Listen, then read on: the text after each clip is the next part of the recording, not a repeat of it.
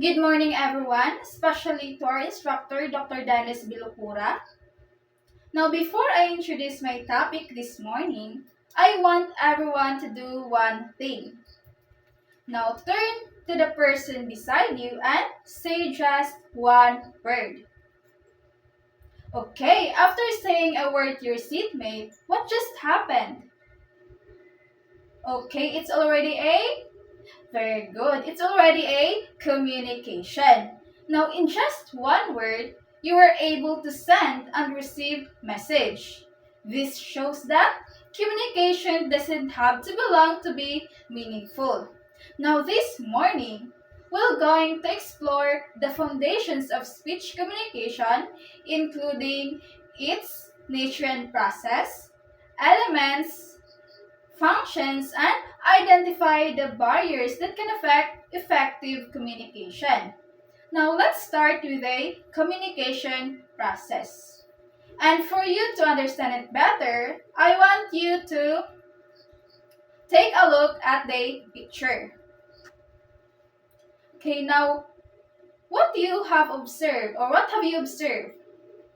Yes, there is a sender who relays a message to the other person. And what happens to the message?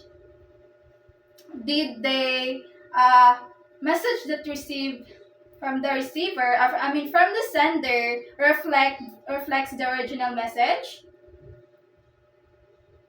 No, it doesn't, because some words are changed and the meaning became different. Now, why do you think the message changed? Yes, it's probably because some students forgot the exact words or some parts were not heard clearly. Now, that picture demonstrates or shows the nature of communication. Communication is not just simply talking or sending a message, but it is a continuous process of creating and sharing meaning. Now, as the message moved from one person to another, it changed because communication can be influenced by misunderstanding, poor listening, memory, and distractions. And when we say communication, it is dynamic, continuous, and transactional. Every time we speak, listen, or even use facial expression, communication takes place. And as future teachers, we need to remember that simply explaining a lesson doesn't guarantee that the students have understood it. Because effective communication happens only when both the message sent by the sender is understood correctly by the receiver. Okay, now that we understand that communication is a process, let us identify the different parts that make this process possible. Now, I will ask you a question. If you're going to send a message to someone or to your friend abroad, what are the things needed for you or for that communication to happen? Yes, there are things that needed such as cell phone. What else? The message. So, every communication process is made up of several important elements. So, let us tackle each of them. First is we have the sender. So, the sender simply means the person who starts the communication. And second, we have the encoding. So encoding is the process of converting ideas into words or turning ideas into words, gestures, symbols, or signs that others can understand. And after the encoding, the next element is the message. So after the idea of the sender was formed and it was converted into words or gestures, now it can become a message.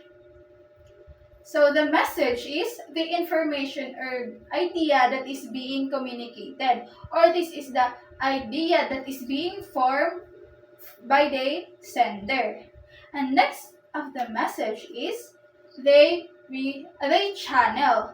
So the channel it is the medium used to transmit the message. Now, can you give an example of a channel? Yes, it can be cell phone. What else? It can be a radio, television, and many more. Anything that can be used to transmit a message.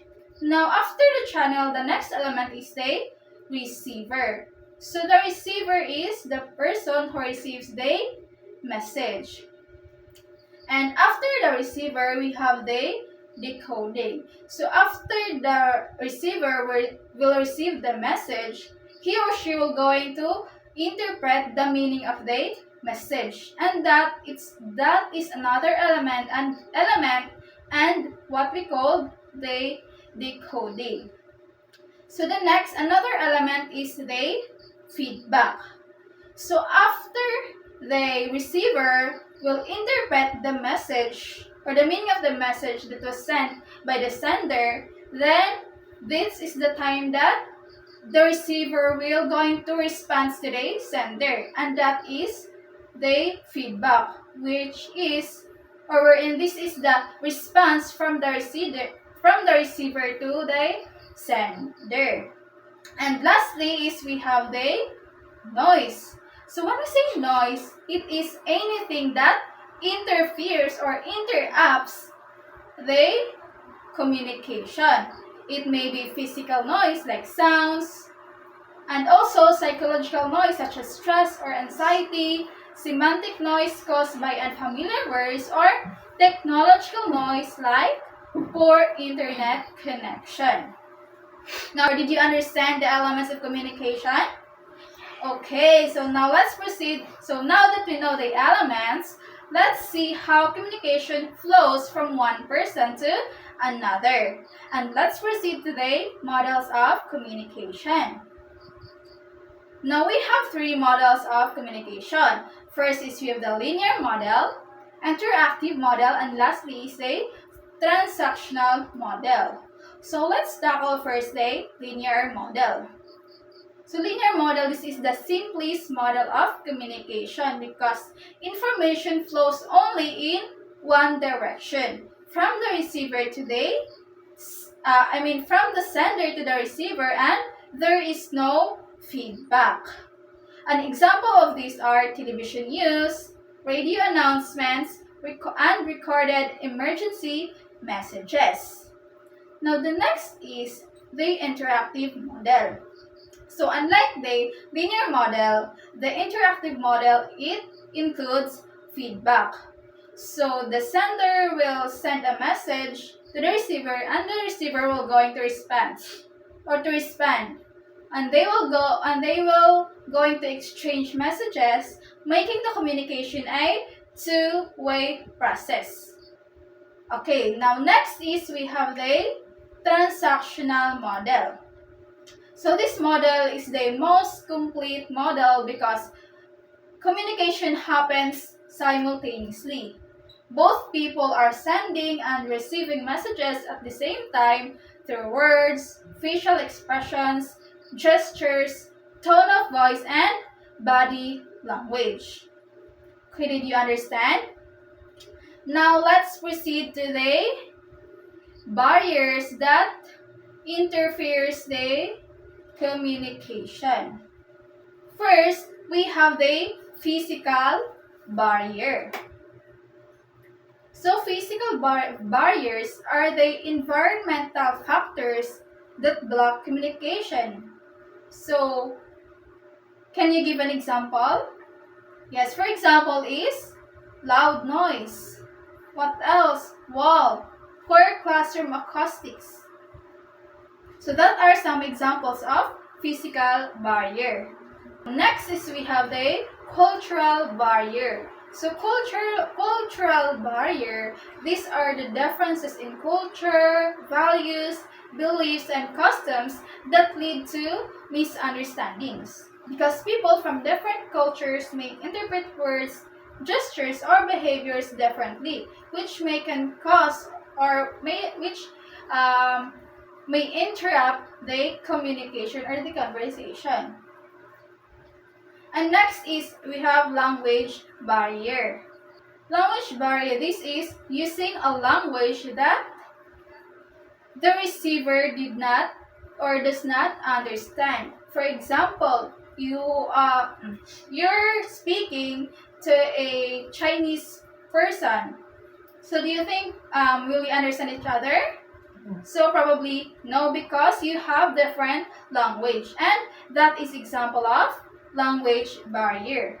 And lastly is we have what we call technological barriers, wherein these are the technical problems or poor connection that interrupt communication.